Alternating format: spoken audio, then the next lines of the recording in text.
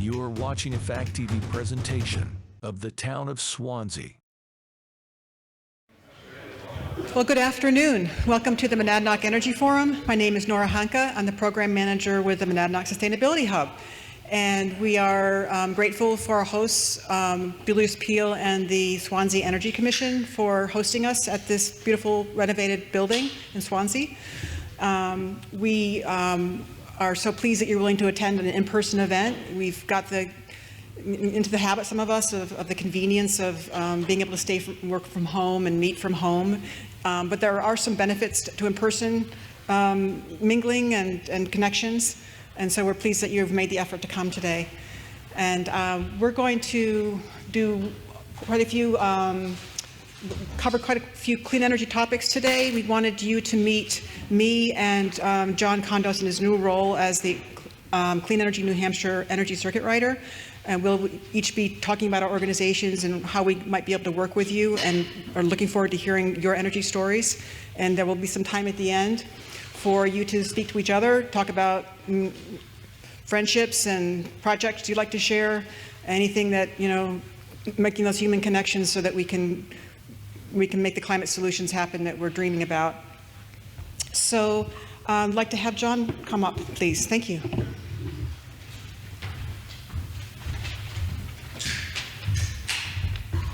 So first of all, welcome to Whitcomb Hall. This is a wonderful renovation of an old building, which I'm really excited to be able to share with any of those who haven't been here before. As somebody who grew up in an historic home, it's the kind of treasure for me to see it.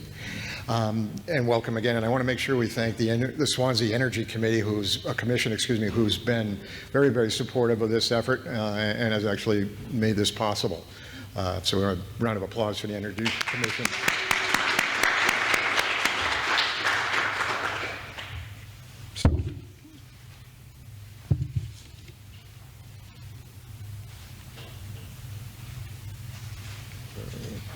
See if I can get this to go in the right way.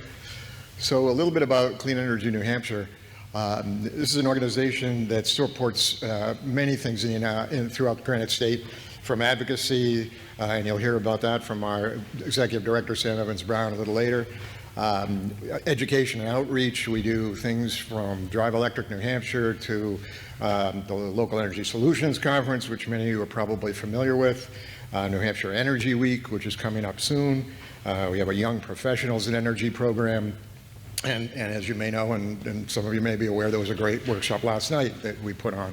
Those are happening all the time, and they're regular ones, and Sam can certainly enlighten you about that.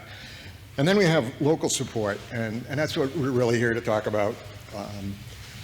We have the luxury, I think, in the region now of having someone here to be technical support for you all in your communities. We've had an energy circuit rider in the North Country for about 3 years, and she's done some wonderful work. I hope to follow in her footsteps. Essentially, I'm here to serve you. I have some experience, which hopefully will be useful.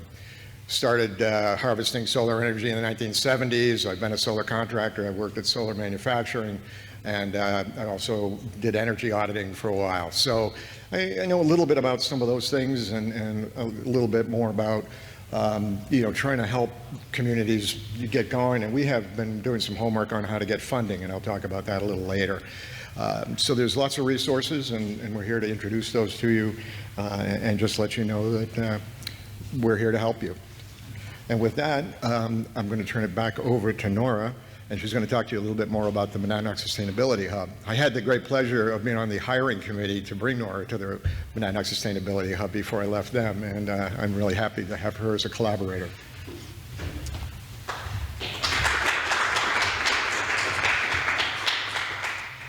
Yeah, so as I walked into the Monadnock Sustainability Hub, John walked out after hiring me.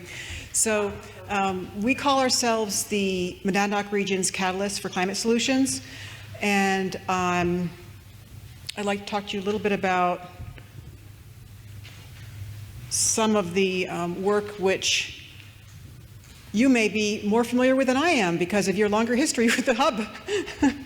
So I'm a little bit of a counterfeit here, but I'll do my best to describe what we can do for projects in this area.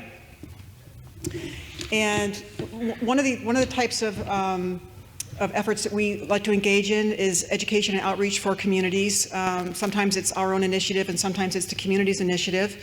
We like to hold roundtables and forums on topics of interest, and we'll typically do this work with partners, such as Citizens Climate Lobby, Antioch University, Clean Energy New Hampshire. We are very happy to be invited to give a presentation to incoming legislators, town select boards, energy committees, city councilors, business associations that have to do with renewable and clean energy and climate solutions. We are experienced in providing communications for a campaign. In the case of the Sierra Club nationwide program called Ready for 100, the Monadnock Sustainability Hub provided communications to support the town's initiative to adopt a plan, a goal for 100% clean renewable energy by 2030, and by 2050, 100% renewable energy for heat and transportation as well. Did I say? Nope, that's right. Thank you. I meant to say Peterborough. And we also have sometimes reached out to universities to offer an internship, or been contacted by someone who'd like to do an internship with us. That's a possibility if it's, mutually beneficial. Dory's going to talk some more about community power, but I think a lot of you are familiar with the fact that we like to give towns who are interested in learning about community power a basic presentation that overviews how someone might learn about the plan and investigate the service providers, et cetera. I'd like to give everyone the opportunity to participate. We also have a lot of experience providing electric vehicle promotion, often in the form of an expo, Drive Electric Expos. We've done about 10 events so far, and these have included some virtual events during the lockdown and sort of the pre-vaccine era. And we've got a Q&A video on our website, and also a kind of a virtual virtual expo on our website available. So a lot of resources related to our different projects and campaigns are available on our website. We also have recently updated something that John will talk more about, an electric police car report, which was completed previously. This is giving more recent information, so we're advocacy for fleet electrification as well as residential and commercial. We need to help build out the electric vehicle charging infrastructure for our region. We're a relative charging desert in our state, and in our area, it's still pretty hard if you don't have your own home and your own charger to get charge when you're away from home. So that's something that we're working on, and we've had a several-year project going on with the co-op, where we will be able to offer the region's first public EV fast chargers soon, but we can't give you a date. But we've gone past the last administrative hurdle, and we just need to get the bits and pieces and the Eversource part to connect up, and it may be as early as late this year or early in 2024. So that's a big deal. Charge when you go shopping, or go to the cafe and supercharge there. We also are advocates of solar power. We've been involved in 2 large solar projects. One was at the Monadnock Food Co-op, and the other one is a farmers project, which is an installation at Sun Moon Farm in Ringe. This was a collaboration with the Cheshire Conservation District and the Revision Energy. So that's got, I think they might still have 1 subscriber that they need to fill, but it's a project that gives even priced electricity to participating farmers, and then the possibility of a buyout at the end of it. I believe it's 6 years. We've also been part of a campaign for 5 towns to solarize, which is a way of helping to make it easier for residents and businesses in those participating towns to initiate a solar project, and that led to 350 kilowatts of electricity being installed on roofs. We also are strong advocates for energy efficiency and weatherization, because that reduces how much energy we need in the first place. There's a lot of work to be done in that area with older housing stock. And recently we were able to complete a project that began a couple years ago. It's our landlord energy efficiency project. It started out with filming about a deep energy retrofit of a building across the street owned by Doug Walker. And that led to a nice video being produced that's available on our website to help landlords understand how they might save money if they were to engage in the same kind of project for their older building. And we're also currently looking at the possibility of a multi-town weatherized project. So we would really like to be able to work with you on projects that you might need a catalyst for, or some support in some way, whether it be education to a committee or to your town residents. Lots of different ways that we could work together. Expos, energy expos, Drive-E expos, municipal fleet electrification. We could be working with you on a town level, on a group or multi-town level. It could be a region-wide effort. We're always looking for people to work with us. I am the staff of the Monadnock Sustainability Hub. Everyone else is a volunteer. So our board members are volunteers, and people on our committees are volunteers. So if you'd like to do a regular ongoing commitment, there's that possibility on a committee. There's also participation and assistance at events like the upcoming Earth Fest. We'll be tabling on 2 different days. We also need help with our Drive Electric Expos. We hold them about twice a year. And their energy expos are something that on the horizon for us. We'd love to work with people to bring it to their town and to publicize it and to make it as good as it could be. We always are grateful for donations because we do operate on a lean budget. And we recognize it would be a big commitment, but for people who really want to make a difference for our transition to clean energy and really make progress towards climate solutions in the Monadnock region, then becoming a member of our board of directors would be really impactful. So to find out what we're up to, the most up-to-date information is going to be on our website on the events calendar. We also have a monthly e-newsletter, which everyone will be receiving the first of shortly. If you choose not to continue, you can always unsubscribe, but we want you to have the opportunity to know what we're up to. We also post a little bit on social media. Sometimes things come to us last minute. We'll also post other people's events. So if you look at the right-hand side there, you can see that there's an event with Cheshire, a Cheshire County Conservation District event, and a region-wide event, and then I believe the next one is a Clean Energy New Hampshire event.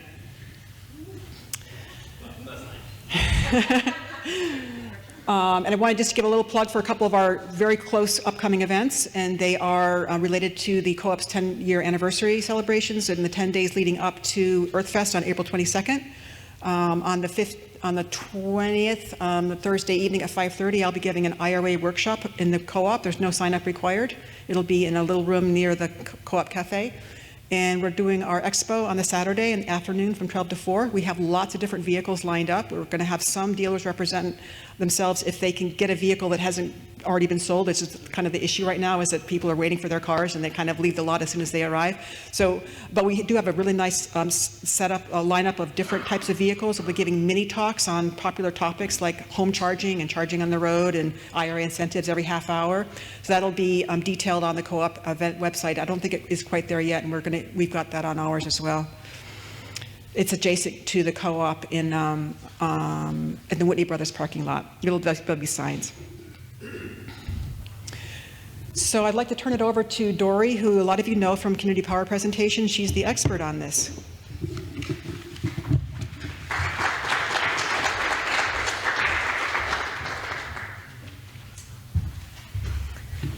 Thank you, Nora. I would say, though, that there are definitely people in this room that know just as much, if not more, than I do about community power. I don't really consider myself a total expert. I do want to know from you guys, can you raise your hand if you don't know the basics of community power? You don't, okay. So community power is a New Hampshire program that allows cities, towns, and counties to buy electricity on behalf of all of their residents and businesses that are on the Eversource supply. And this allows for towns to take control of their electricity supply and to make sure that it reflects their community's values. And so sometimes that would be really putting an emphasis on getting lower prices. Sometimes it can be also putting an emphasis on increasing the renewables in the mix. Sometimes it's both, oftentimes it's both. And another really, kind of underlying far-reaching part of community power is the possibility of accruing a fund to help pay for solar arrays in your town, local renewables, and other energy kinds of programs and projects like energy efficiency or electrification of buildings. So you have those opportunities to really galvanize some of the energy in your community to lower our footprint. So just for your sake, we also want to reassure everybody that the utilities still own and maintain the poles and wires, and they also will be sending out the bills. So those pieces will not change. It only changes with the supply. Okay, let's see. Is that right? Yes. So the hub and community power. We have been educating about community power since 2019, shortly after the law was passed. And so we've been doing this for a long time. Since mid-2021, we have been partnering with Southwest Region Planning Commission. There's JB right there. He's been a wonderful partner. And so you might have seen us in your town presenting on the basics of what community power is and does.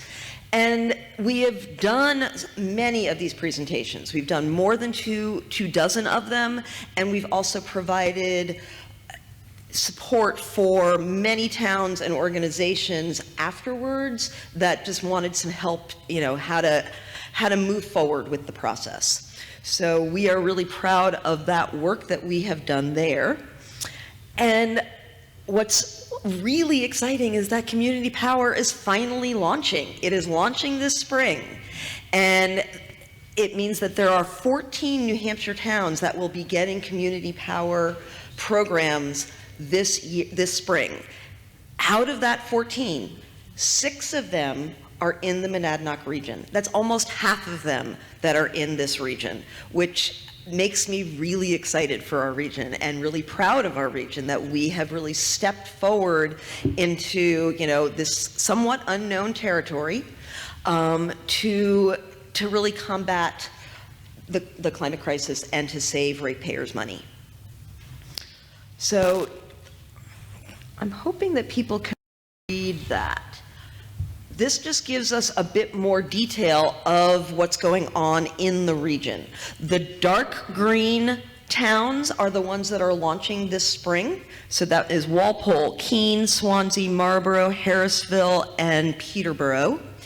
The light blue towns, which are Westmoreland, Jaffrey, and Hancock, they have just recently passed their plan at town meeting. Excellent job, you guys. The light green are the ones so that's Winchester, Fitzwilliam, and Bennington, and they have committees, but they have not yet brought their plan to town meeting, so they're in process of doing that. The dark blue is pretty exciting for Cheshire County towns. I'm very sorry for the Hillsborough County towns, but Cheshire County is the first and only county that so far has adopted a community power plan. And it has been passed by the delegation, it's been passed by the PUC. Do we have any more information about when it's going to launch, or is that still TBD? Okay. So it'll be launching sometime in the nearest future. One of the things that's really exciting about that particular manifestation of community power is that all of the towns that are in Cheshire County can adopt that plan with a simple select board vote. It means you don't have to form a committee. You don't have to write a plan. You don't have to hold public hearings. You don't have to bring it to town meeting. You just need to have your select board vote. It is a very simple, easy way to get on board with community power. And I think I know what you're going to say, Pat. And yes, if your town does not, your town select board does not choose to opt in, individuals in the town can choose to opt in. And yes, so it's a very exciting development within New Hampshire's community power realm. And 2 towns, Nelson and Dublin, are pursuing that as soon as the paperwork and the mechanisms are worked out. And so if you are in Cheshire County and want to have a pretty simple way to take advantage of most of what community power has to offer, this is a great way to do that. There are some trade-offs. You don't have quite as much control over, the programming or the pricing, but you do have input. So there certainly you want to make sure that your town weighs all of the different options, but this is a really great option, especially for really small towns with very small staff and not a lot of volunteers. So we're very excited to be able to teach people about that. The white towns are the ones that don't yet have community power committees. A few of them we have presented to, and I'm very hopeful that most of them will have committees very soon. But the others do not. We have not presented to them. If you know people in those towns, please let them know about us. On your table, you'll see 2 different pamphlets. The bigger one is our Community Power Basics pamphlet that you could, bring to your contact about what it is and see if they're interested. And then the other one is more generally about the hub. So please take that, and if you know folks in any of those towns that are in white, please let them know about it. And conversely, if you know about folks in towns that you think we should know about, please come and tell us. You can email or talk to Nora, or you can also talk to JB from Southwest Region. And let them know about towns that you think would like to kind of start learning and embark on the path. So that is what I have to say about community power. And I am going to hand it over to Sam Evans-Brown, who most of you, I'm sure, if you don't know who he is, you've heard his voice. He used to work for NHPR, hosting Outside In, and he is now the executive director for Clean Energy New Hampshire. So, welcome to... So, thanks for having me. I don't spend enough time in this part of the state, so it's always a delight to get to come down, and there's a beautiful building. And I'm constantly amazed. I grew up in New Hampshire. I never really left, but I'm constantly amazed at how many little towns that I just have never gotten a chance to get to know. So it's a delight to be down here. I will share, I don't know if anyone from Marlborough is here, but Camp Glenbrook has been slowly taken over by all of my college friends. So I have spent a lot of time down at Camp Glenbrook because they have kids our age, so we've spent a lot of time hanging out there. But that's my one claim to the region. So Clean Energy New Hampshire, it increasingly does a lot of things. We have found ourselves in the middle of a lot of intersecting historical accidents that bring a lot of people to my inbox, hoping that we will push the Granite State towards towards a cleaner energy system. But really, our bread and butter and where we started was following legislation and tracking state policy in Concord. So for those who don't know, anyone who's a Clean Energy New Hampshire member, we maintain a spreadsheet that we keep up to date with all of the bills that are of interest to folks who are tracking energy issues. We have, our position as an organization on each of those bills on that spreadsheet, as well as, where they're at in the process. This is just a static screenshot of it. If you do become a Clean Energy New Hampshire member, you can get a password to our website, you can log in, and you can check that at any time, and we keep it up to date week to week. What I thought I'd do is give a quick update both of what's happening, what we see as the highest priority bills in this legislative session, as well as things that are happening on the regulatory sphere, because that's the other space that we're very active in. As you may know, policy is set by the legislature, but it is interpreted and carried out by regulatory agencies. And in the energy space, that's the Public Utilities Commission. And really, there's a lot of gray space in between the words of the law, and the PUC commissioners have a lot of power to interpret what those laws say. And as we will talk about, sometimes they even try to wiggle out from underneath what the law says. These are, we're tracking 60 plus bills this session.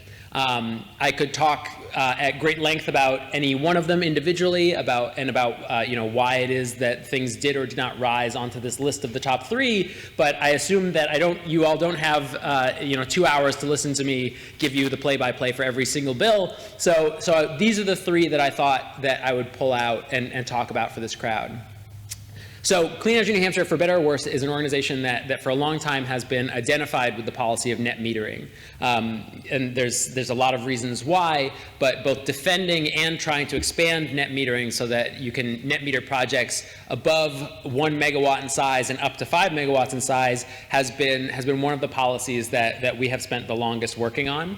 So the first 2 up at the top here are the latest iteration of that fight.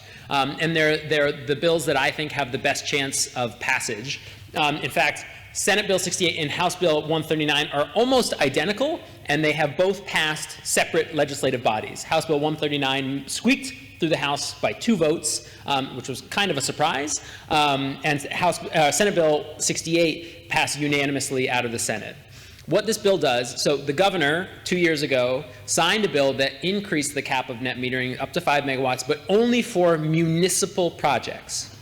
The reason for that is that the governor has historically been concerned about what's referred to as cost shift, right? So when you install solar, for instance, on your property, your electric bill goes down dramatically because you're getting paid for the exports onto the grid. And the concern from the utilities has been, if you're not paying your electric bill, who's paying for the grid? That to me is a bit of a canard. It's an oversimplification because, of course, the utilities actually reap benefits from net metered customers as well. That lowers all sorts of payments that they have to make into regional markets because they're not having to sell energy to you. But that has been the concern of the governor. He has sort of taken that talking point hook, line, and sinker, and it's been the reason why he has opposed net metering expansions. But House Bill 315 expanded net metering only for municipal customers, and the benefits of those projects are therefore going to taxpayers in the form of lower local energy bills in local town budgets. And so the compromise was, well, we're concerned about this cost shift issue, but if it is an issue, at least the benefits are being spread throughout all the taxpayers of a town, so we will sign on to House Bill 315. He subsequently had a signing ceremony and put that signing ceremony into his campaign ads this last cycle, which was fun. But House Bill 315 has an important restriction on it that has proved very difficult for a lot of projects, particularly in small towns, which is that you can only, for new projects, if you had an existing project that was going to be net metered, like a hydropower facility that's been there for 100 years, you could net meter to any community anywhere in the utility service territory. But for new projects, you could only net meter to customers that are in the same town. That means that meaningfully House Bill 315 will likely result in perhaps as few as a half dozen projects, and that's about it, because there's a geographic mismatch here where there are the towns that have the load for a big project and there are towns that have the land for the big project, and you need both of those in one town. So these would eliminate that geographic restriction and will allow you to share a single solar project between multiple towns. it is still a threat. The governor still might veto this bill, and that's something that we'll be working on very actively. And if folks would have projects that they have in mind and were interested in reaching out to the governor to let him know that this would be meaningful and impactful to your taxpayers to allow you to lower your energy bills, that would be immensely helpful. Senate Bill 113, were folks aware of the whole brouhaha with New Hampshire saves that happened at the end of 2021? Okay, so for folks who didn't raise their hand, at the end of 2021, the PUC issued an order that attempted to all but dismantle the state's energy efficiency programs progressively over the course of 3 years. Our organization sued the state, the utilities sued the state. Eventually, we passed House Bill 549, which essentially froze the budgets in place and sort of, retained status quo for the state's energy efficiency programs. It was a bit of a rescue bill. It was a bit of a compromise. And in that bill, there was a poison pill that no one really realized was a poison pill at the time that said 65% of the program budgets have to go towards electric savings, not fuel, oil, or propane savings. That seems like a really technical, wonky detail, but the way that the PUC is interpreting that rule, if it's allowed to stay in place, for the next cycle of energy efficiency plans, we're going to see a dramatic cut in all of the programs that result in saving fuel, oil, or propane, which are the weatherization programs, which are the most popular programs in New Hampshire saves. So it's a big deal, and all we need is one word. We just need to insert one word into statute, and we can fix this. It's the word annual, and we think that this is, again, a bipartisan fix. House Bill 549 passed unanimously through the House and Senate last year, and we're just saying we would like the intention of that bill to be carried out by the Public Utilities Commission, just like every lawmaker in Concord voted for last year. And the last that I'll point out is Senate Bill 166. This one gets pretty wonky. But I mentioned at the beginning that in net metering there are costs to the utilities and there are benefits to the utilities. What Senate Bill 166 does is it creates an alternate business model for these 1 to 5 megawatt renewable energy projects. It allows a developer to pass on the benefits that the utilities receive from their project, and those benefits are lower capacity payments, lower energy market payments, all, like I said, all of these payments that the utilities have to pay to the regional markets, those are benefits that they receive from local distributed energy resource installments. A developer could pass those savings on through a PPA to a community power aggregation, resulting in lower electric bills for all of the residents that are taking advantage of that community power aggregation. The thing that I really like about this model is that, net metering is a really powerful policy. It is what has resulted in us having 170 megawatts of small distributed solar throughout the state of New Hampshire. But the flaw of net metering is that it benefits, one customer or a group of customers, the people who sign up for it, the people who have a good roof for solar. This would allow you to pass on the benefits of those projects to all ratepayers. Currently, it's being piloted. The utilities are fighting back against this idea. They have suggested that there's a jurisdictional issue and that actually this infringes on the regulatory authority of the federal government. That's being sorted out at the PUC right now. But this is sort of an incremental step in those pilots. It's allowing them to go. Currently, they're capped at 2 megawatts, and we're saying really it should be 5. That's the logical cutoff for these pilots. There's a bunch of other stuff in 166, but we won't get into it because it's a pretty complicated bill. So those are the 3 that I want to spotlight. Those are the ones that we think have a really good chance of becoming law this year and that we're devoting a lot of our time and effort on. On the regulatory side, so one of the first things that I was lucky enough to be able to do as executive director was hire somebody to be full-time tracking the PUC for us. His name is Chris Skoglund. If you don't know him, reach out to him, chris@cleanenergynh.org. He's a brain on a stick. He's a little disorganized, so if he doesn't get back to you, that's part and parcel of Chris.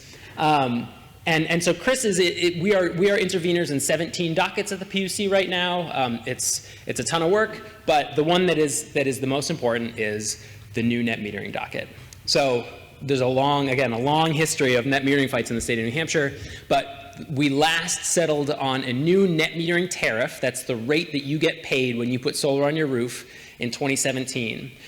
It was the result of a knockdown, drag-out docket in which there was no agreement reached. There were two opposing settlements that went to the commissioners side by side, and there was a fully adjudicated decision, and which is to say, it was a mess. I will also share that the governor's brother personally intervened and testified on the stand about how horrible net metering was, just to give you a sense of how political this issue is. And that docket said, what they said at the end of 2017 was, we don't have enough data to answer the question of how much is a kilowatt hour from a solar array on your roof or a kilowatt hour from a dam down the town. We don't have enough data to answer the question of how much is that worth because the utilities aren't gathering enough data. So they said, we're going to do a couple studies and then we're going to reconvene and we're going to do this again. The studies took 5 years to complete. They've been completed and they've opened a new docket. So this will be immensely important. It will determine whether or not New Hampshire remains a viable market for these small-scale resources going forward. And we're expecting to spend a ton of time and resources on it for the year to come. These bullets that I took are straight from the administrative order in which they opened it. These are the things that they said we are going to consider in this docket. And I put them there just to give you a sense of how, how broad-reaching the decision could be. From what is the rate at which you'll be reimbursed to how big of a project can qualify to, should we have whole new tariffs, which actually I think is kind of a good idea. Whole new tariffs that might encourage things like battery storage or other types of partner technologies. So that's what I've got. Those are the highlights of what's going on in Concord. I would say there's a lot more than that. As I mentioned, 60 plus bills and 17 dockets. So if you ever want to pick our brain, I encourage you. We have policy calls every Friday in which you can show up and ask questions. We talk about the week that was and the week that's going to come. But also you can just show up and ask us if you're a Clean Energy New Hampshire member. And with that, I'm going to bring John back up to talk more about the Circuit Riders program.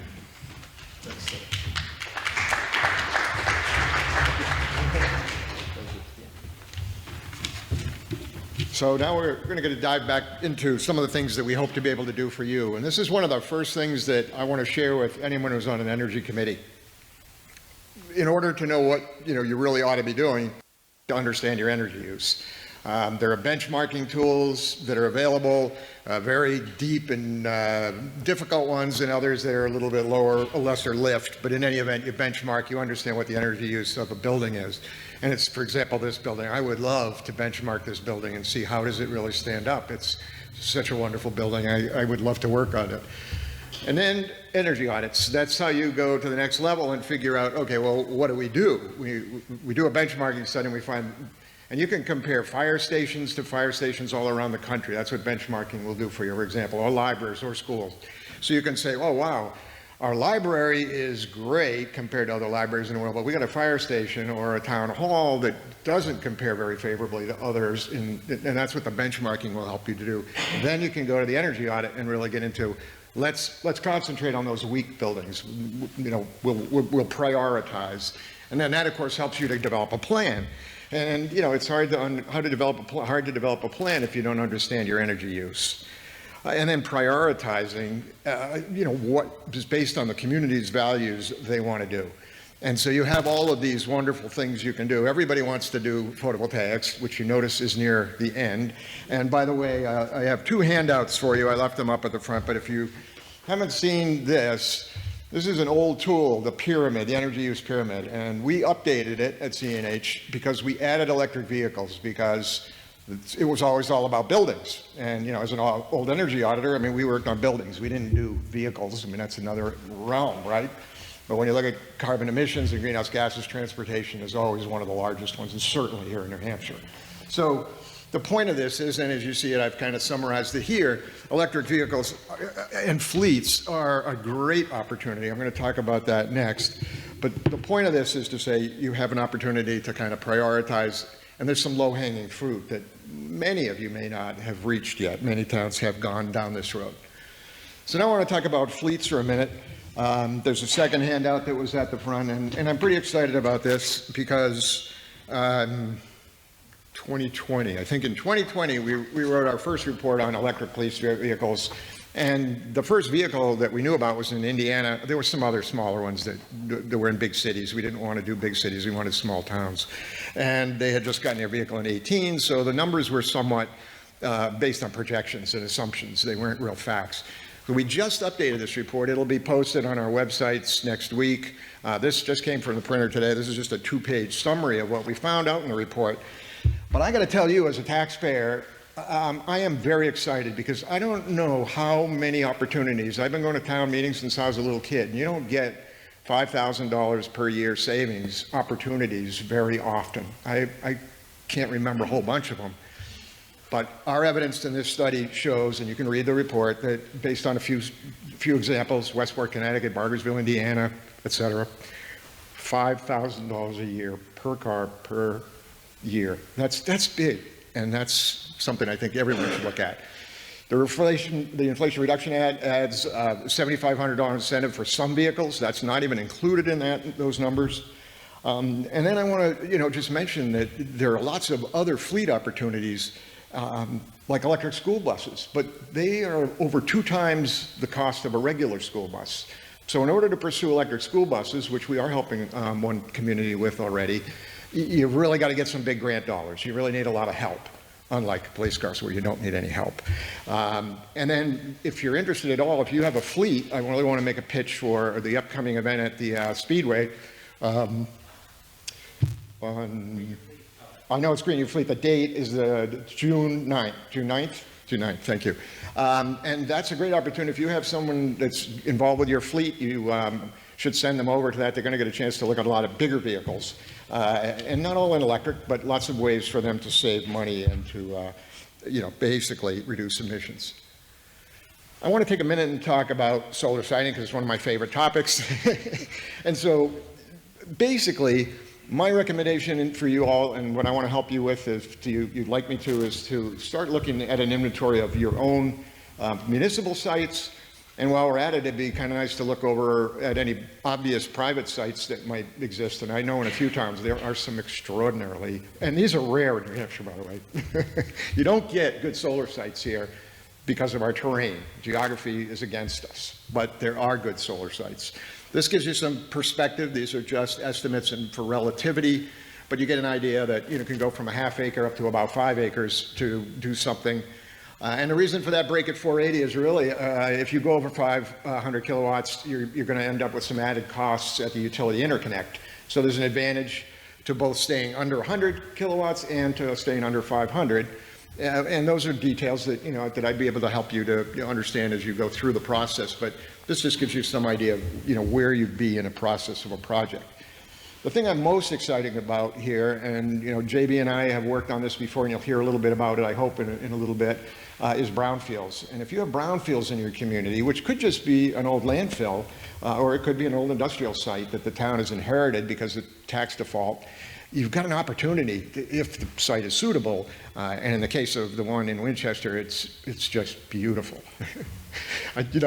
When I first saw it, I went, whoa, because no one's ever going to put anything else here because you've got to put booties on to go in there and disturb the soil. Never mind actually, do anything there. Put a solar system there, nobody's ever going to go there except once in a while to check something. Hardly ever, having to do any work. No one's going to go there to work every day. And it had 3-phase power, which is critical.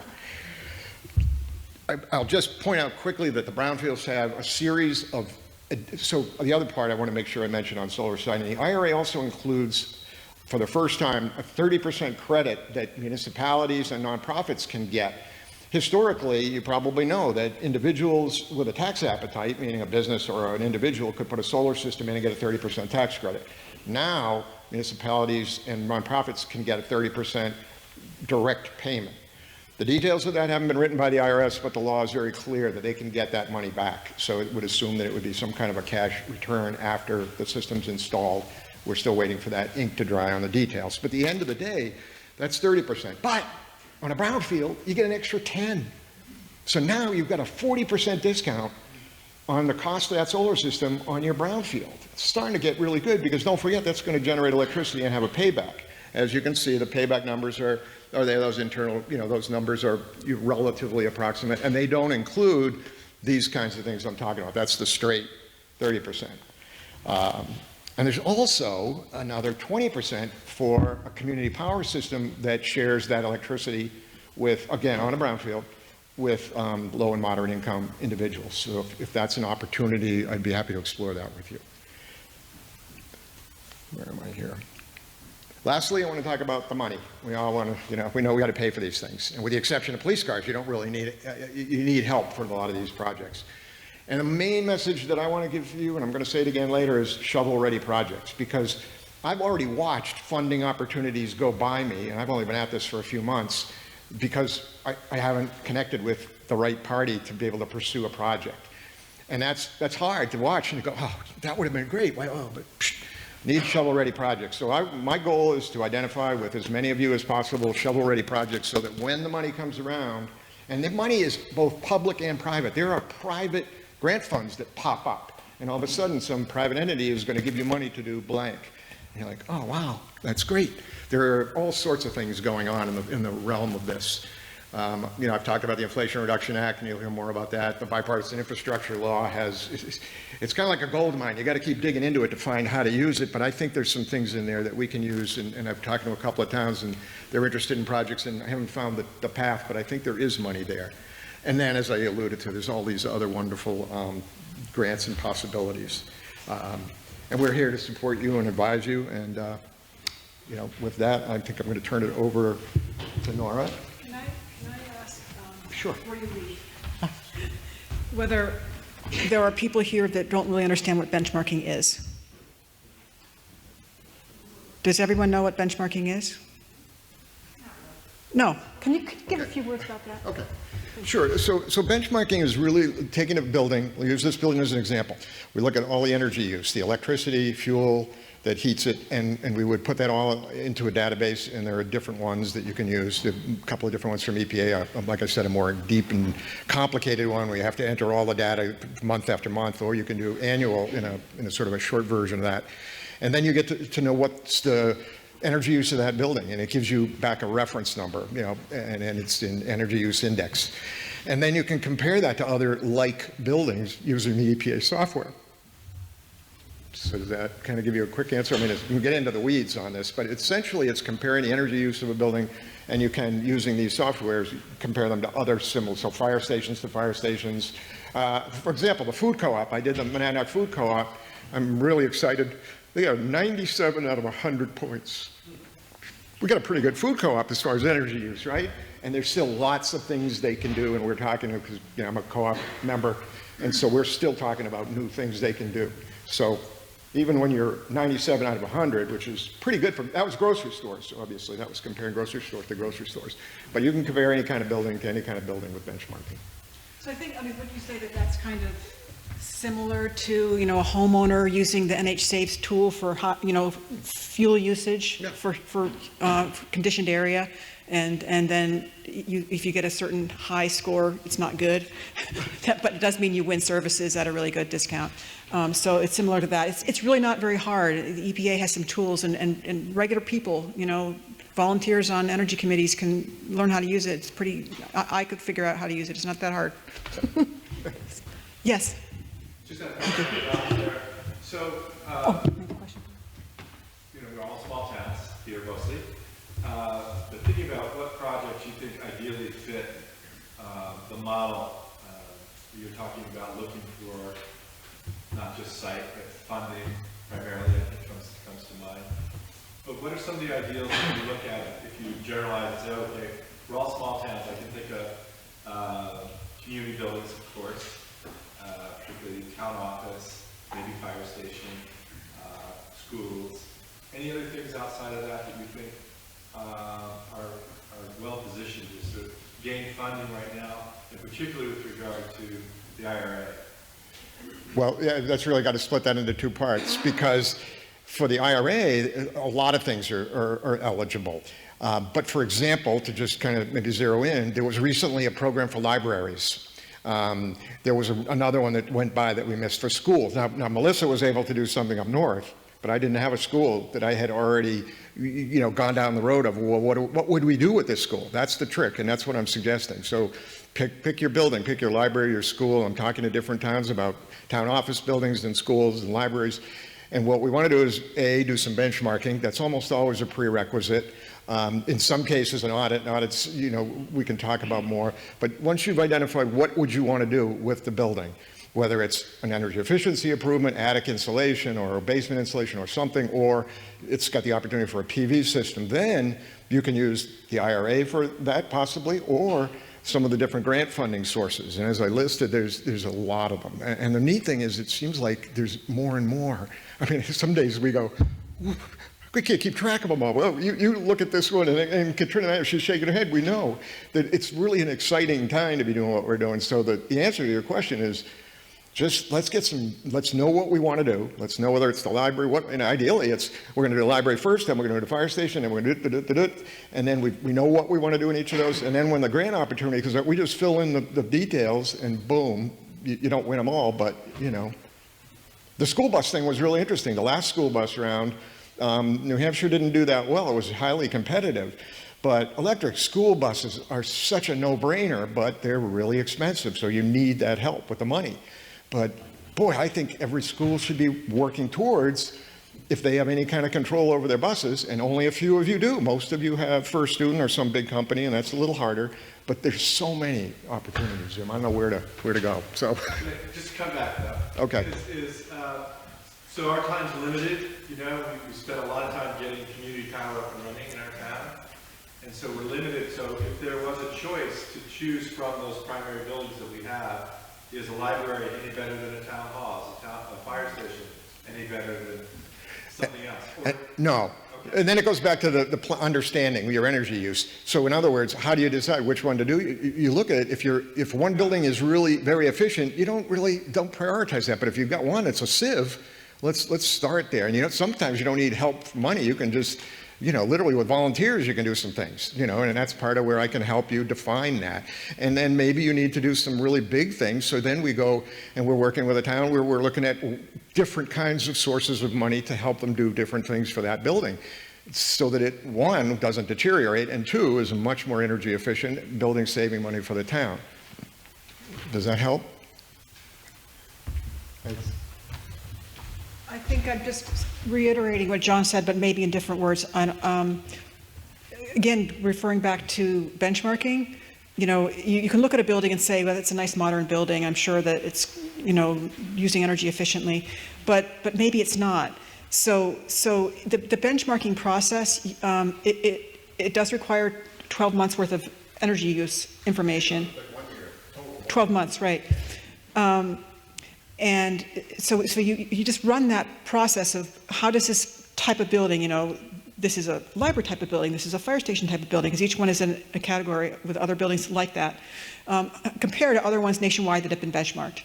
And then you can see, gosh, this library is doing really well, but the fire station is really doing poorly. So that would be one way of sorting it out. You know, the one that needs it the most is the one that I'm going to start with. I mean, this is what John said, but again, I just getting to figure out which one is it the one that needs it the most that's the benchmarking.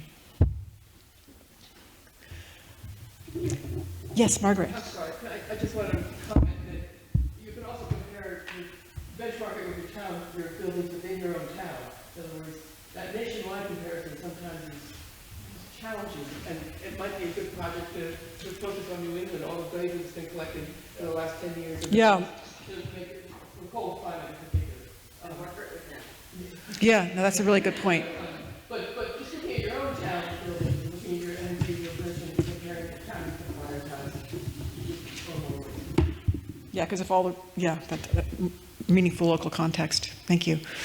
So we've now come to our town sharing part of the meeting, and where we'd love to hear from representatives from the towns about, and Cheshire County, from projects that are completed or are likely to come to fruition soon, as the first category, and then subsequently aspirational ones that you were trying to figure out, or maybe you just want to say, I know I hit a wall, but I'm going to keep hitting it.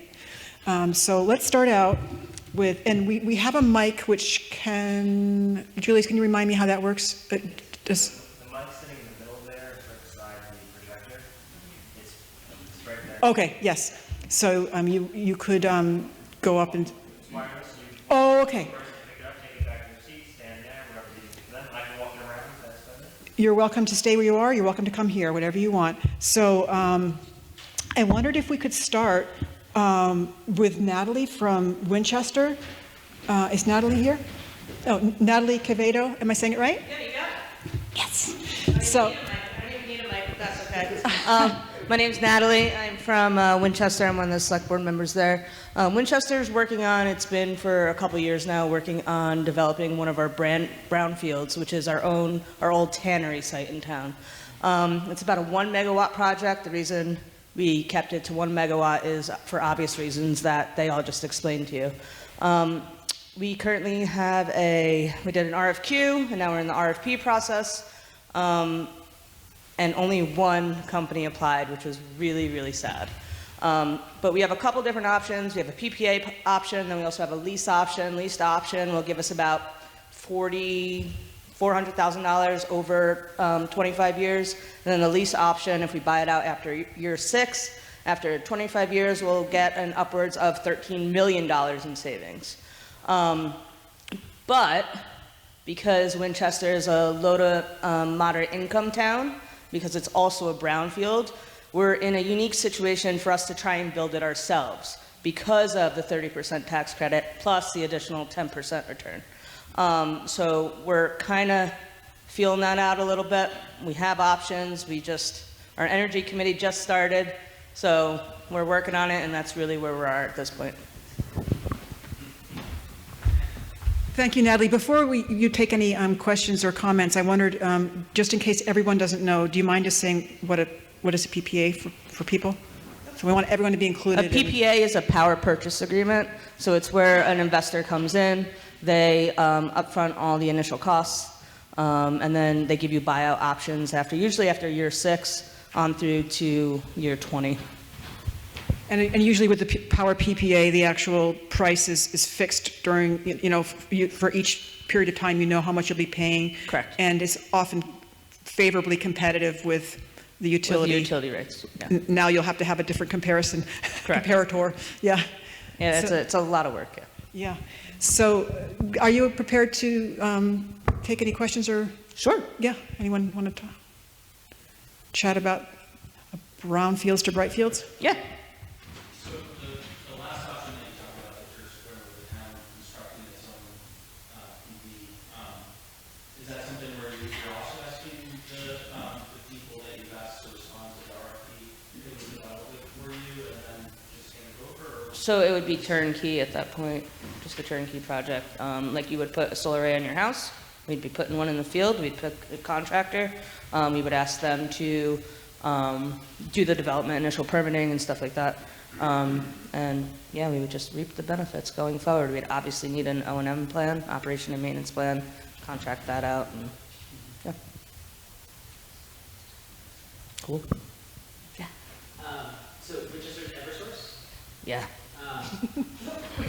One thing that I have heard that's a big deal absolutely everywhere is interconnection costs have gone absolutely bananas. I'm curious, has that been an issue with this project, and what is the one developer that responded to the RFP, what have they said about interconnection at that site? So interconnection, because we didn't get an RFP to purchase the system right now. We haven't explored that yet, but because we are on 3-phase power and the transmission line isn't full, we're thinking that it won't be as much as say in Keene. So.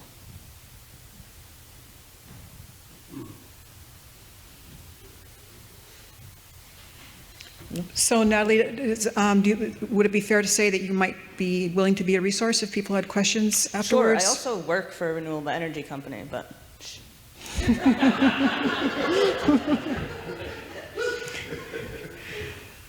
Yeah.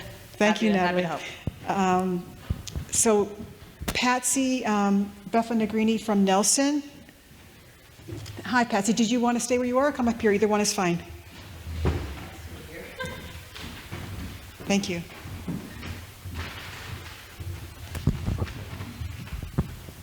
So I think Nelson's the second smallest town in Cheshire County. So we're pretty small. We have a town building committee. We used to, and in 2010, they started working on a new library. And then in 2016, they put solar on top of the library. So that has been a real positive thing that's gone on.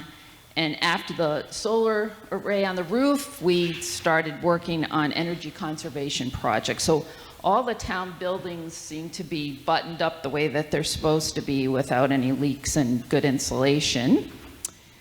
And we have a small standing solar array over by our town barn. So it's about a 35 kilowatt system. So that's where the, police station is, our safety building. So it's pretty much our plug loads in those buildings have been taken care of. And then they started on heat pumps. So there's heat pumps in the library, and we just put some for the town hall and the town office. Unfortunately, in the middle of all that, the boiler in the library got too old. So we have a combined fuel heat pump, propane pump, which we didn't recommend that to the select board, but they went that way. But anyway, so, hopefully the heat pumps will be working more often. And then the select board dissolved the town building committee after all that great work and asked us to be an energy committee.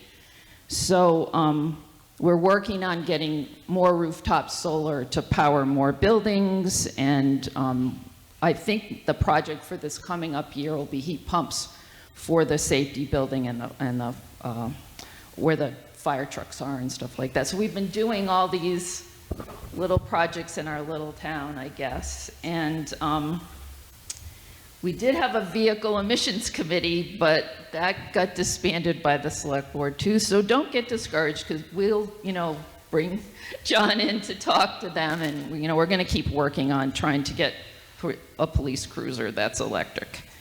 And, we're going to talk aspirational stories afterwards. Yeah, I think I got to stop. And I am the chair of the Community Power Committee, so that's my big job in the town. So I don't have a job anymore, because we're going to go with the county plan. So that's the other thing that have done. It sounds like very impressive, with a small town, just a small number of people doing a lot of work. I wondered if you could help us understand how that came about. So it sounds like most of the work happened because there was a select board appointed building committee, and that building committee took the... I don't have enough history with this, because I came into the middle of this, but I think the building committee was formed, and then I think the person that was extremely active in the building committee ran for select board, and he's very, very interested in solar stuff. So I think that combination was very, very helpful. Yeah, you've got a select board member who's a champion. And then Dave Birchenough too, because he was doing the library project, and he was a selectman at one point too. So I think, it's just that combination of people that, I feel like I should run for the select board, but I don't want to, because there's so much to learn. But when you have somebody on your committee that knows all the ins and outs of all that goes on in a town, and where to find money, and where they hide the money, or where they take it out, it's really helpful. So was there a lot of work that the building committee had to do, or that the select board did to get the town on board for all of these, energy efficiency projects? Yeah, because we have to vote on them. Yeah, they have to be brought forward. Some of the, we have a capital reserve funds for different things, and we just started this past town meeting. We now started a capital reserve fund for energy projects, so that money's going to be there, because otherwise we keep voting on it. Yeah. I'm sorry to be ignorant, but where does that money come from that goes into the fund? Taxes. Yeah. So okay. We're going to put local taxes. We've been putting aside money for, fire trucks, and we put aside money for buildings, and now we got a little teeny tiny amount of money. I think $25,000 to start. It's nowhere near enough money, I don't think, but yeah. So we end up voting on most of that stuff, yeah. Thank you, Patsy. Are you able to take any comments or questions? I'll make another. I know, just working at the Planning Commission, I know that the town of Nelson applied for CMAQ funding a few years back for police cruiser, electric police cruiser. But for that program, which is run by Federal Highway Administration, it was found ineligible. So, but I take that as there was some momentum at some point to put together that grant application. Yeah, that was probably the former select board member, because, yeah. But probably got the support of the police at the time. I don't know if things have changed. You know, we met with the police chief. He doesn't want to be like the first one to have an electric vehicle. We're so far out. It needs to be an SUV, and, you know, I got John. John will be back to Nelson. I want to get back to you afterwards at the aspirational part. And, you know, if there's anything more to say on your part. I just have to add a fun footnote. I was talking to a friend of mine from Hancock the other day about this whole subject, and he said, you know, our police cars have to leave town to buy gas, and that's true for Nelson. They don't have a gas station. So you imagine if you had your charger. I mean, my charger for my EV is in my garage. I mean, I don't go anywhere to get fuel, as most EV owners don't, but can you imagine that the police departments in some towns won't have to leave town to buy fuel? That's a good reason. So we're also interested to hear from town representatives about projects that they'd like to see happen, ones that maybe they are in early planning stages for, or early aspirational stages, or they've already been told no but still want to go for it. So in that category, do you have anything more you want to share about the EVs? Because you mentioned to me previously it was both police and school. Yeah, I mean, we only have not even a whole school bus. It's one of those little tiny half school buses, and I think it, you know, must go with Southwest Community Services. You know, must be one of their buses. So I don't know if anything will go forward, or, you know, we're always thinking about what we can do. And right now, Nelson hasn't done any work with our school, so I can talk about that. Yeah, because there are several funding sources for electric school buses. There's an EPA Clean School Bus program, and there's Renew America Schools, which is a new program last year. The other one, the EPA Clean School Bus, is annual. And we're past, you know, the application period for this year's funding, but coming up will be the Renew America Schools will be another one probably, and then we don't have the dates on that. So, as John was saying, you know, shovel-ready projects. You know, if you want more information, you can interact with me or John. You know, it depends. If you want a presentation, you know, we can talk about it. That's the kind of thing that we'd like to be able to help with. Natalie? I just have a question. Is it only for municipal schools, or could it be for, say, nonprofit school programs, after-school programs? You mean the electric school bus funding? The different funding programs have different requirements as to whether or not the applicant has to be the school or can be a commercial partner on behalf of the school. And so I don't know in that situation who owns the buses, you know? It depends on the grant. Yeah. Okay, thank you. And there's a whole lot that Margaret could say about Jaffrey, but because she's so knowledgeable about what's going on there and what she'd like to have happen, but she's going to limit herself. So, but she's got still a lot of ideas. So let's hear that. You're welcome to come up here or stay, Margaret. Either way. I don't have to stand, do I? I don't even know if I need this, but I see you gave me an outline, which is good. So the town is pursuing 2 different sites for solar arrays through PPAs. They're working with Revision now. I called for the town manager this morning for an update, and he said we're meeting with Revision now. So that's the story for that. But there are 2 large arrays. One will be supposedly located at the water treatment plant to cover that usage, which is the highest usage in town by far. And then there's a potential another site that will also cover the rest of the municipal buildings. Municipal building energy upgrades, back in 2010, I forget what the money, Obama's money that came in, there was, our money, right? There was a grant for a no-cost townwide. I wondered about that. Click. Well, I don't know.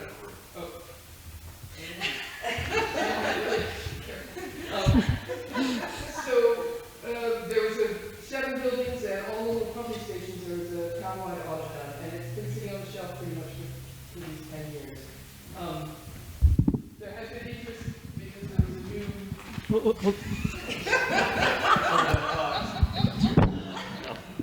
This one's Because there was a new water department director who has an interest in improving the efficiency of the buildings. He's expressed an interest, so we're revisiting those energy audits done 10 years ago. The problem is that, well, one of the problems is that the costs have increased so much that the energy savings predicted then would not reach the threshold to receive Eversource incentives. Because those audits have been sitting there for so long, and because there used to be an energy committee, and that fizzled out, and the select board has chosen not to reinvigorate it after repeated requests. So a lot of time and energy has been spent this last year writing through the planning board, adding a chapter for energy and resilience to the master plan, to actually getting resident input and support, which we have. 67% of the respondents to a large survey showed great interest in energy and in addressing climate change. So now there's a little bit of maybe resident push or support to get an energy committee reinvigorated, which then can address all the other projects we want to do. But part of that energy committee, the energy draft plan, it's before the planning board now. It has I think, a 14-point implementation plan. And at the top of that is energy. But some of the other things the town is doing, the next 2 years we'll be doing a roundabout. You may have read about this in the paper recently. And electric chargers are going to be part of that sort of redevelopment of downtown. We did work on community power on a fast track, started in December, meeting for 2 hours every week until we got it to a planned stage and submitted to the PUC even before it went to town vote, but the town, as Dory said, did vote for it. So, any questions?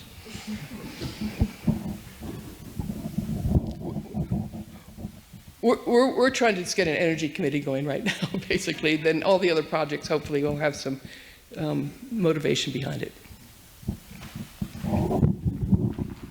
Well, as a catalyst for climate solutions in the Monadnock region, my plan is for Margaret to use IRA funds to train lots of local and regional building auditors and weatherization experts, and then to retire from her auditing position and run for select board in Jaffrey.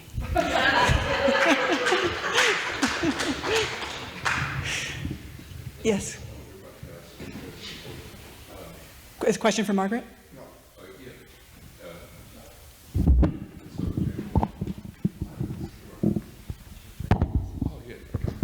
Does that work? If I get close, it works. Okay. So I'm Robert Wills from Temple, and Tom here is from Temple too. And I think one of the things we're facing, we recently had a charrette in town looking at land use, including our plans to put in a 50 kilowatt PV array. That really hasn't hit the front of the Temple headlines because moving the town garage is a much bigger deal. But one thing that I've seen is that there is a very small vocal minority that will speak out A, against change, B, against any expenses, any slight increase in taxes. And I think in some ways, as our Energy Committee, we're running a little bit in fear or very tentative, not wanting to put something out too early without building a consensus. And wonder if Margaret could share some of her experience and whether, as a group, we have ways of shifting building general public support and dealing with the one or two loud folks who'll get up and dominate a meeting. Thank you. So I guess part of the question might be, Margaret, if there's been some, lack of support in Jaffrey, how it's dealt with when it's your elected executive, and how with its townspeople. Well, there has been a lack of, Jaffrey's very fiscally conservative and is very proud of that there's very little debt. And so that's at the management level, and that's why I've been advocating for an energy committee. I've probably worked with over 4 dozen towns around New Hampshire, and that doesn't seem to be a stickling point, for many of these towns, in large part because if there's a threshold where Eversource or the utilities, the co-op and Liberty, all have incentive programs. So if an audit shows a certain threshold of cost savings, then 50% of the cost has been covered by Eversource, which really brings the payback or the return on investment within 3 or 4 years. You still have to convince them that you have to spend money for long-term savings. And energy efficiency in buildings, in particular, if there's a 20 or 25-year measure, that's going to save, you're not just talking about a 3 or 4 or 5 year payback, you're talking about a 5 to 6 or 7% return on investment over 25 years. So if you can make that case sometimes, I don't know what to do about people that object. Does anyone? So, a lot of it is also working, what Sam is doing and at the legislative level to get the PUC rules to keep New Hampshire saves money, particularly for municipalities. It's really, you get a free audit, and then for those measures that pass that threshold, there's a 50%, or has been, who knows what it will be. The other thing, there are non-energy saving benefits, which folks have talked about. And if the town's goals include either carbon reduction or resiliency or creating cooling stations, all those things can be rolled into making a case for improving buildings. I don't know if that addresses your... Absolutely. I also want to just remind people about how big a deal the Inflation Reduction Act is, that it is a brand new player in making the economic case for these changes. And while many of them have not been fully implemented yet, they will be. And that will change the game. And so certainly one of the things that the hub will be doing, and I know Clean Energy New Hampshire is doing, is giving updates on where that funding stands, and as it gets more definitive, to be letting people know about it. So that will be something that you can also use as part of an argument. So, hi. I had a question for Margaret, and it's very directed for my town. So Margaret got Eversource to pay for her to do an in-depth energy audit at our recreation building. And we, for Ringe. And we had a warrant article asking for money to implement those. Are you saying, you mentioned on the way in that Eversource might ask some of that work to be redone. Are you, oh, okay. Oh, sorry, finish your question. So the question is, does that mean that we could potentially get money from Eversource to help pay for those measures that we're going to do at the rec building? So the audit first of all, I didn't get Eversource to do it. They contacted me. It's because you all contacted them and said you want an audit. Okay. And they, somehow that works, but I'm under contract with Eversource and others. I'm independent. But, so, in that case, the audit comes out, you can call Eversource, call Munam, email him, and ask to look at the numbers. Once you get you go through the RFP process and you get 3 proposals in and you choose one or you look at them, at that point, they're going to know the actual cost of what it's going to be on the ground. And they'll have the energy savings predicted. You don't have to redo the audit. If the numbers are different, if the costs are higher, or they're not going to do everything that was recommended, and there's a list, Yeah. they need a new analysis to compare the savings predicted from the work that's going to be done. And I would say that's actually been a difficulty with Jaffrey and those buildings I was talking about before, because, and I would imagine that everybody in this room has a building like this where a building is missing an air barrier, and you know, there's going to be fiberglass insulation over the top, but there's no air barrier. Maybe there was a suspended ceiling, and it was a new building, but they took out the drywall in the value engineering process. So now you have strapping, and you have maybe a plastic barrier or just fiberglass bats, but no air barrier. Right. They saved $3,000 or $4,000. I'm not just making that up. Those are numbers from buildings I've looked at during the construction to save that. And now it's going to cost $20,000 or $25,000 to install that air barrier. And that's the case for the 2 buildings that the water department wants to fix. The costs that came in now are even 3 times what they were in 2010, and the energy savings just aren't there to justify that initial cost. So that's the kind of thing where Eversource will pay for 50%, or they have been 50% towards energy savings that are justified. And they have a little magic formula, their own little box that they don't talk about, because they're not look at dollars, they look at BTUs of energy. So they want to look at how many BTUs are being saved for the cost. Okay. The difficulty with some of our older buildings and newer buildings, actually, that's even more expensive, are those things that now cost so much that the energy savings aren't there. And so the dollar fluctuations of fuel prices doesn't affect that because they're looking at energy.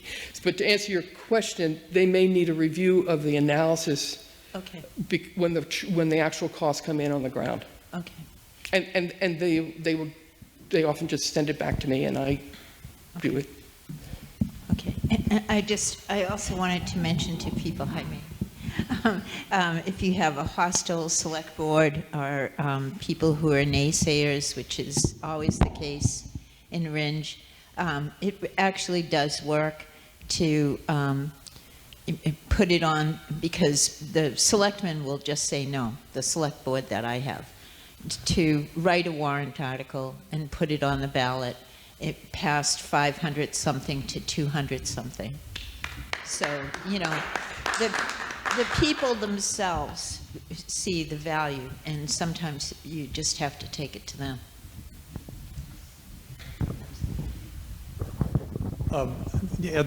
I'm Mark Terry from Westmoreland.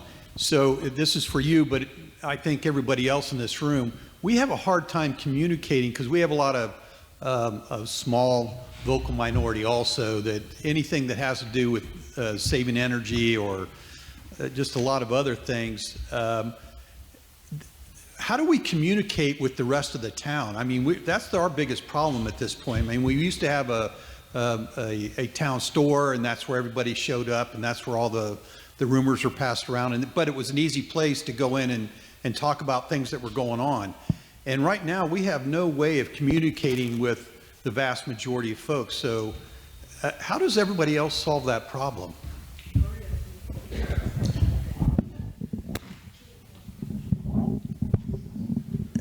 So I've got 2 different answers. One is, even if you're there against saving energy, nobody's against saving money. You'd be surprised. Wow. Okay. Votes against, joining the coalition, and the whole sales thing was, here's what they just negotiated, and here's what you'll be paying if you don't join, and we still had 2 people vote against it. And how many for? So you can have those too. They let them, yeah. But again, those two folks have a big sway. Now, again, we've got, 1,700 people in town, and we've had under 200 people there. Right. And really, our problem is talking to the folks who don't show up for that town meeting. So in Peterborough, the place where we go is our recycling center. And if you haven't tried there, I would recommend it, partly because the only people who are there, well, we also do it with Sharon, but there's so few of them. But generally speaking, the folks who are there are from Peterborough. And everybody, well, not everybody, but most everybody goes. So that would be one place to try, is if you've got a transfer station or a recycling center. I'm from Hancock. In Hancock, we have I'm Jim Callahan from Hancock. In Hancock, we have a town newsletter called Hancock Happenings. And as corny as it sounds, it's pretty effective. I think both Kathy and I have written for it. And it's very effective. It gets the word out. But you are always going to have rumors and mistruth. We ran into a lot of mistruth, knowing mistruth. So we're battling against not just people who want to not spend money, but people who want to disagree because it's a political argument for them. So we found that the right side of the aisle, leaning into free state thinking, which could actually, ironically, go on both sides. But it was really a battle for us on the floor. And I would think the other thing that could happen that we didn't do, that we, in retrospect for us, when it got to, we did pass, but it was close and there was some rigmarole going on. But I think we should have had a ballot vote. We did a hand vote, and I think it should have been ballot, and I think there would have been less intimidation by voting. And I also think that more people would have voted for the positive for that. That's my take.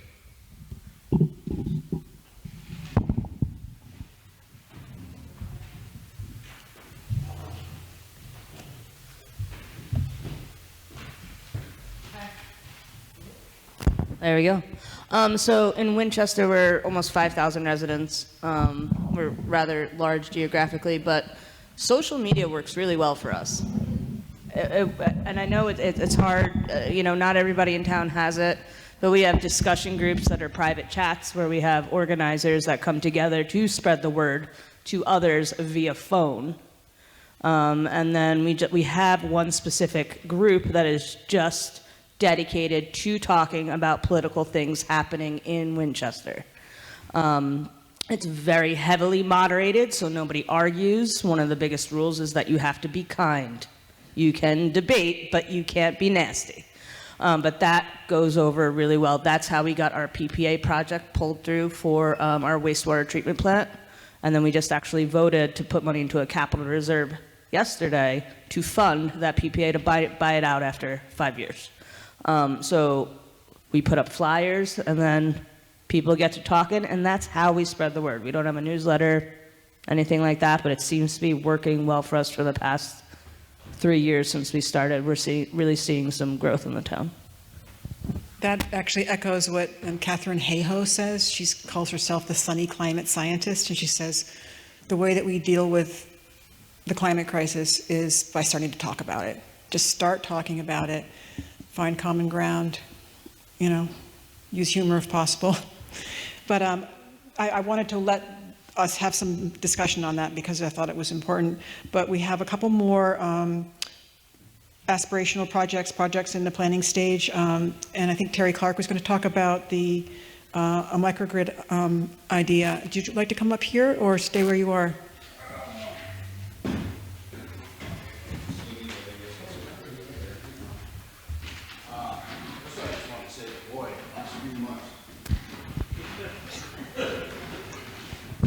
The last few months have really been a whirlwind for community power.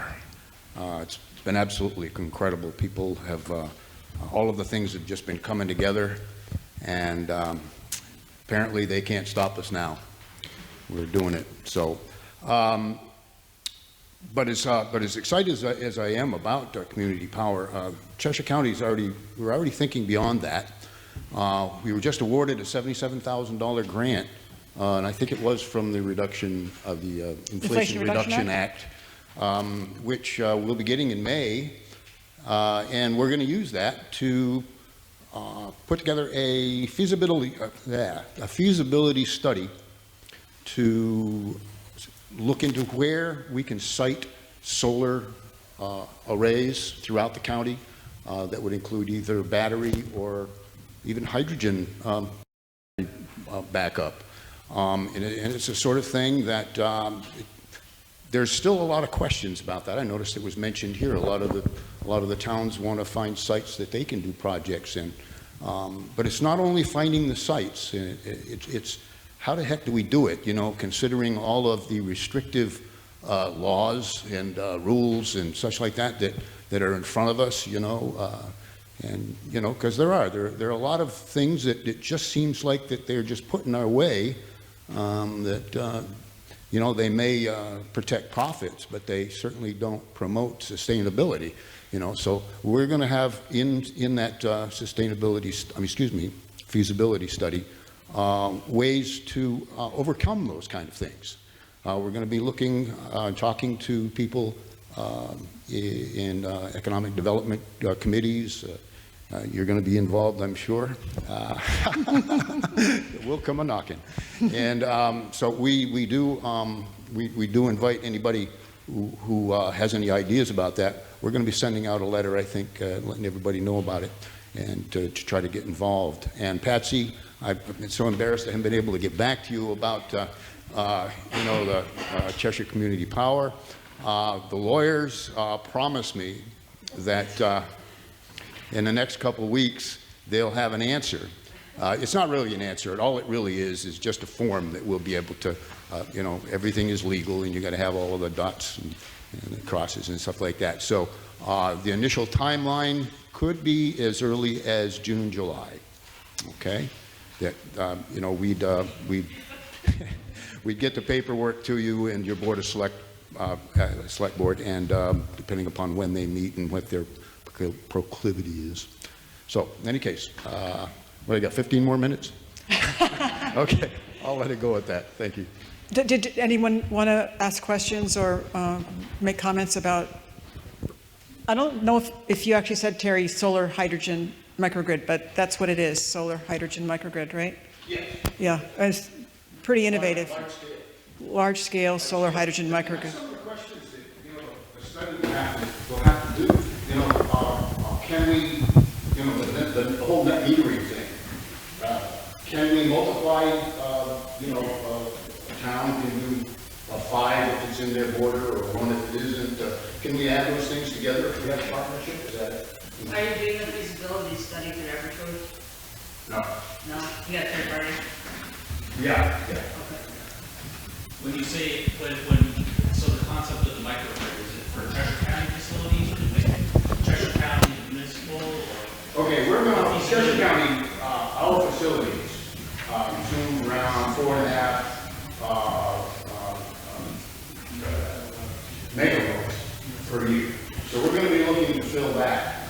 But through partnerships, we'd be looking to build a much larger facility than that, so that, you know, well, for example, I put out feelers over the last year with the City of Keene, the Town of Swansea, Monadnock School District, the Swansea Industrial Park, and even the area, you know, where Ledger's cornfield is, you know, and that whole area there, to see if we can put something together where any number of stakeholders could share in, you know, in using the power, as much of the power that they'll allow us to build that.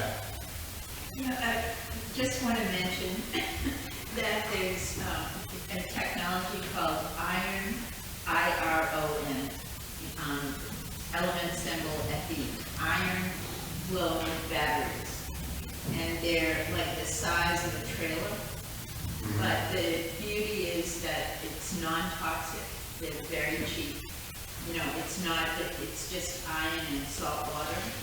And it's not suitable for transportation or communications or computers or anything like that. But it's perfect for grid and building applications because you set it there and it's being deployed to places where they like erase hard drives or they have like server farms.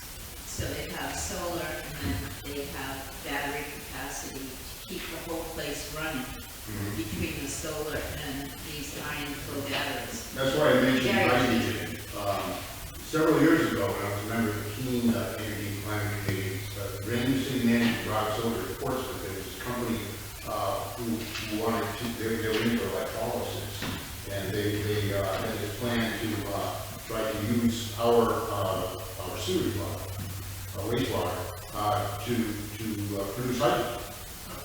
And but I guess that company never really got off the ground. But I've always thought about, and I suppose everybody here in high school lab, we have those 2 little glass tubes, you put a battery to it and put some water in there, and next thing you know.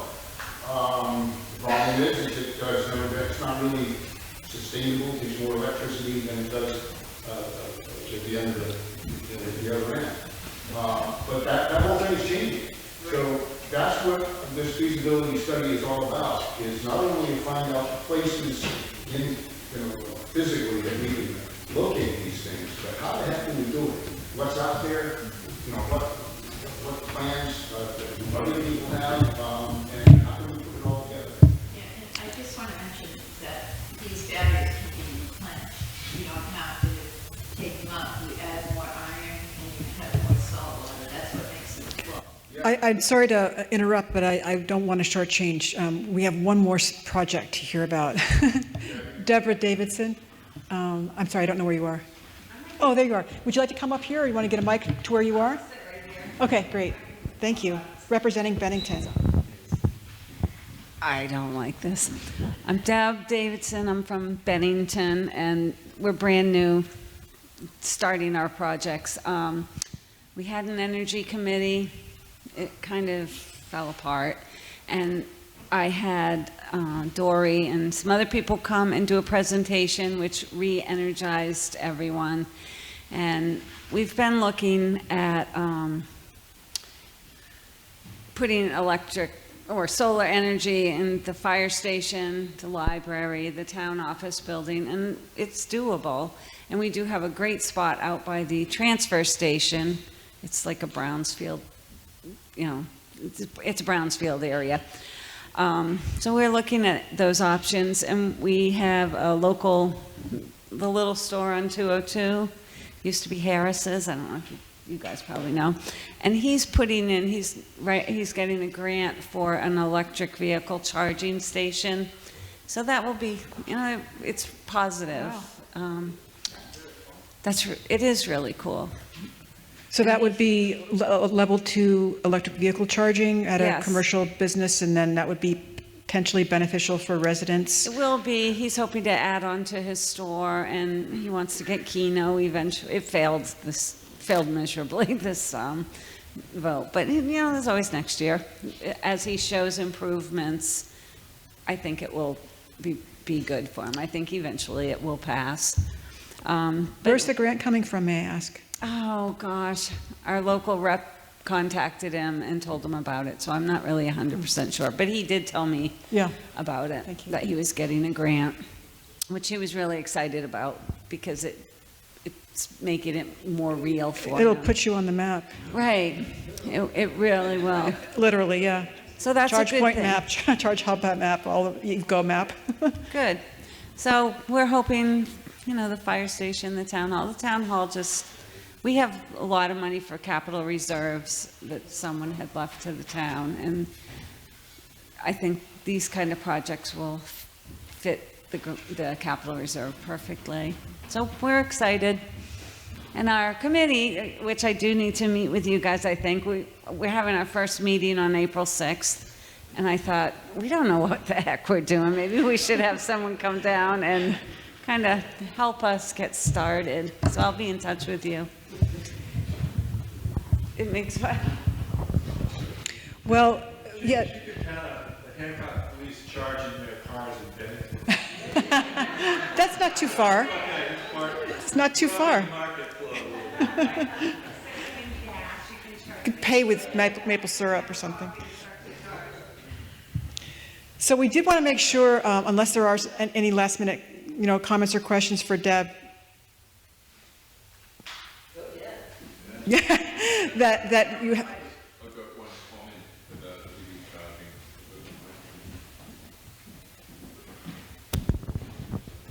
charging.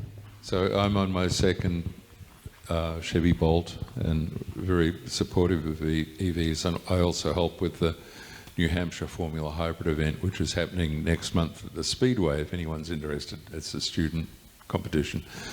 But in Temple a couple of years ago, we looked at putting EV charging in. There's an ideal spot right on the town hall, the electrical panels there, and the town hall it's commercial, and its peak electric use is about 6 kilowatts, which means it goes just over the 5 kilowatt allowance for commercial. So they get a demand charge, $15 a kilowatt over in the middle of summer when there's air conditioning, and the demand charge is $15. And I think the average charge on the town hall is maybe $70 a month, something like that. So if we put in EV charging, a 6 kilowatt level 2 charger, 15 minutes of that use in a month would result in an additional 6 kilowatts, or about $75 of demand charge, which would roughly double the electric bill. And that's something that wouldn't fly. There's no easy way to pay for it. So, and maybe Sam could, or you guys could tell us if there's a way to deal with the demand charge problem. I know Bruce Tucker here is a good resource for that topic. Yeah. Yeah. So we're at the point now where we'd like people to actually talk to each other about, what has come up that they want to, learn more about or brainstorm. So I think it would be really super. I think John has a few closing remarks. Yeah, and then I would encourage you to talk with Bruce Tucker. Thank you.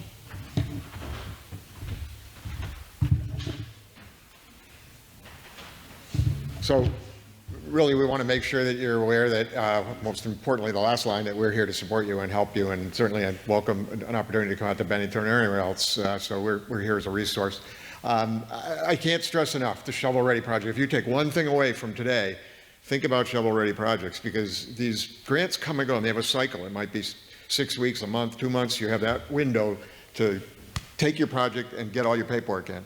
But if you don't have a project, you can't conceive one and then do all that paperwork and get it done in that time frame. You have to have the project at least thought through. So that's what I'm talking about with a Shovel Ready project. And I just wanted to mention some things that are coming up. If you'd like to learn more about electric vehicles here in Keene, easily, if you've got, again, in that fleet example I told you about, if you've got a fleet, you're looking at a fleet manager in your community, send them to the Speedway, if at all possible. And then New Hampshire Energy Week's coming up, and I have to put a plug in for that. And otherwise, I want to thank you all very much for coming. Thanks.